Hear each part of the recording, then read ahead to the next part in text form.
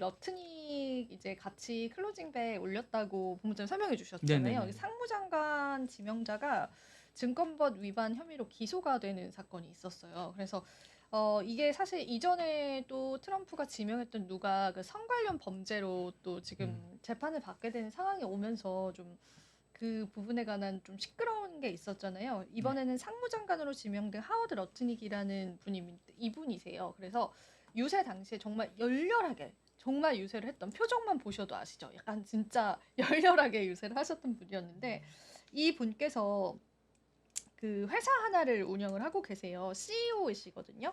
근데 이분께서 스펙 그러니까 합병 기업 인수 목적으로 이제 진행되는 과정에서 증권법을 위반한 혐의가 있다라고 합니다. 그래서 이 합병 전에 실질적으로 뭐 논의를 하거나 이제 그 두 회사들끼리 어느 정도 뭐 뭔가를 주고받고 이런 행위들 자체가 증권법상으로 볼 때는 불법인 점이 있는데 미국 증권법상으로 보면은 근데 이분이 합병 전에 투자자분들로부터 뭐 당시에 7억 5천만 달러 하나로 약 1조 700억 원 정도 되거든요. 요거를 이제 조달했던 그러한 이력이 있는데 그 투자자들한테 조달을 받기 전에 어느 정도의 뭐 접촉이나 뭐 협의 같은 걸 했었다라고 해요. 그래서 그것 때문에 지금 기소가 되고 있는 상황이에요. 근데 이제 또 트럼프가 지명을 했던 그런 인물이기도 하고 암호화폐 친화적이어서 암호화폐 투자자분들이 좋아했던 그런 인물이기도 한데 트럼프랑 굉장히 오랜 인연을 또 가지고 있다라고 해요. 그래서 러트닉 같은 경우는 열렬한 후원자 중에 한 명이었고 결과적으로 상무장관으로 좀 지명이 되기까지도 했었는데 이런 지금 자범들이 좀 나와 있습니다. 그런데 이제 켄터 측에서는 이 러트닉 자체는 이제 혐의는 부인을 하고 있고 내가 벌금을 냈었고 그게 이제 끝났다. 내가 위반하지 않았다. 이렇게 주장을 하고 있는데 과연 트럼프가 이 문제를 알고 있었느냐, 모르고 있었느냐도 이제 많이들 궁금해하시는 부분 중에 하나인데 그 부분에 관해서는 아직까지는 좀 밝혀진 바가 없다라고 합니다. 지금 트럼프 행정부에서 여러 명의 인사들을 이제 지명을 하고 그 팀을 꾸리고 있는 상황에서 이런 이제 한 명 한 명 인물에 관한 그런 잡음들은 계속 좀 나오는 것 같아요. 그래서 그런 부분들 여러분들 같이 좀 체크를 해보시면 좋겠고 그리고 체인링크가 간밤에 좀 급등을 했습니다. 이 체인링크가 급등한 부분들도 잠깐 브리핑을 해드릴게요. 체인링크가 한 달 사이에만 수익률 자체가 100%가 좀 넘어가더라고요. 그래서 체인링크도 한 달 사이에 116% 정도 상승한 코인인데 일단 체인링크 커뮤니티에서는 리플의 랠리가 체인링크의 랠리를 이끌 것이다라고 봤고 체인링크 같은 경우에는 또 대표적인 은행 관련한 그런 블록체인으로도 좀 알려져 있다라고 해요. 그래서 리플의 최근 랠리가 체인링크와 전통 금융 그리고 자본시장과의 파트너십에 관심을 끌 수 있다라고 커뮤니티 측에서는 좀 제안을 하기도 했었고 그리고 이제 그 탈중앙화 금융 프로토콜 카미노 파이낸스의 연구자가 있습니다. 그 분께서도 이런 주장을 같이 이야기를 했습니다. 그래서 이제 체인링크 같은 경우에는 그 금융사들 간의 협업들이 좀 항상 부각을 좀 많이 받았었던 코인 중에 하나다라고 해요. 그래서 체인링크가 금융기관과 실제로 작업을 하고 있는 부분들도 있기 때문에 이 부분 때문에 이제 리플이 상승을 하면 체인링크가 같이 좀 상승을 할 수 있다라고 보고 있고 또 커뮤니티 상에서는 리플보다 체인링크가 조금 더 이제 낫다 이렇게 보는 시선들도 있다라고 해요. 커뮤니티다라고 하면은 이제 체인링크를 워낙 이제 좋아하시는 투자자분들의 입장이긴 하겠지만 그래서 체인링크가 좀 급등 양상이 좀 나왔다라고 하는 부분들 시세적으로 여러분들 한번 체크를 해보시고요. 그리고 이제 이더리움 이야기를 좀 해볼게요. 이더리움에 관한 기관 수요가 이제 지금 좀 나왔습니다.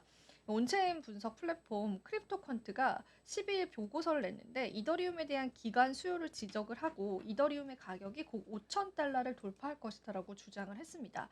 기관 수요다라고 한다면은 그 ETF 상으로의 유입이 계속 들어왔다라고 하는 부분들이에요. 그게 지금 최근에도 계속 포착이 되고 있거든요. 순유입의 기록을 계속 경신하고 있는 상황이기 때문에 이 다음 타자로 이제 이더리움 쪽에서의 상승이 일어날 것이다라고 봤고요. 거기에다가 이제 추가적으로 그 주기영 대표, 크립토컨트 대표의 이제 X 글에 이제 온체인지 표들을 좀 참고를 했어요. 그래서 주기영 대표가 이제 이더리움은 공급이 끝났다라고 이야기를 했어요. 공급 물량이 더 이상 나오지 않을 것이다. 이게 관련한 온체인 지표를 가지고 왔거든요. 이더리움의 공급은 지금 하드포크 이후에 굉장히 큰 폭으로 줄어들다가 이제는 거의 0에 수렴했기 때문에 이제는 이더리움도 비트코인과 같은 시각으로 봐야 된다라고 그렇게 분석을 했습니다. 물론 여기에 따라서 뭐 시장에 다양한 분석이 있을 수는 있겠지만 일단 우리가 비트코인의 가치를 높게 보는 거는 공급량이 제한되어 있다라고 하는 부분들이었잖아요. 근데 이제 주경 대표의 이런 차트상의 분석들을 보면은 이더리움 쪽으로도 이제 공급이 좀 제한됐다라고 지금 현재 보여집니다. 보시면 이더리움 공급량이 최근 들어서도 이제 급격하게 좀 하락을 했다라는 게 보이고, 여기 공급량과 가격의 역상관 관계도 여러분들 보실 수가 있죠. 이렇게 이더리움 가격이 상승했었을 때 공급 물량 줄어드는 거 보이실 테고, 그리고 최근에 이더리움 가격 급격하게 상승했었을 때도 여기 보시면 공급 물량 줄어드는 게 보이실 테요.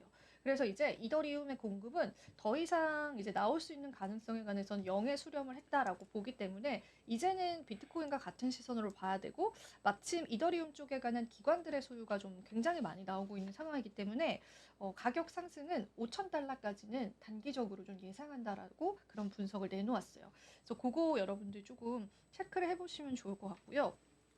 그리고 최근에 고래들 주소가 굉장히 많이 또 유입이 됐다라고 합니다. 최근 24시간 동안에 고래 주소가 굉장히 많이 이렇게 늘어났어요. 그래서 아직까지는 이 큰 손들에 관한 그 어느 정도 수요의 측면에서는 비트코인은 견제하다. 그리고 우리는 좀 새로운 국면에 들어왔다. 이런 입장들은 계속 조금 유지를 하고 있다. 그렇게 여러분들이 같이 한번 보시면 좋을 것 같아요.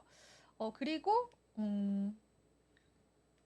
이제 비트코인 쪽에 관해서도 계속 ETF에 관한 유입은 계속 들어오고 있거든요. 그래서 블랙록 쪽으로 해서 ETF 자금은 계속 들어오고 있고, 또 한 가지 제가 자료로 준비는 못했는데 블랙록한테 물어봤어요. 다른 ETF 출시에 계획이 있느냐?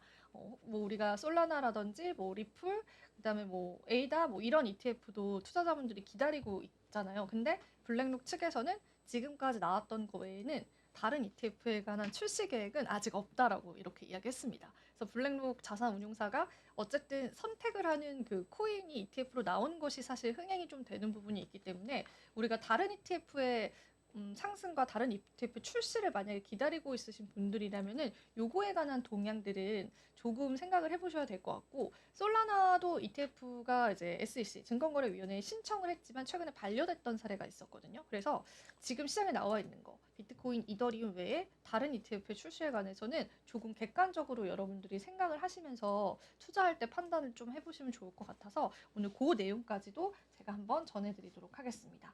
지금 바로 구독을 눌러보세요. 실시간 경제 뉴스, 투자 전문가들의 다양한 시황과 정확한 분석, 또 알찬 투자 정보까지 신뢰할 수 있는 저희 서울경제TV와 함께하세요.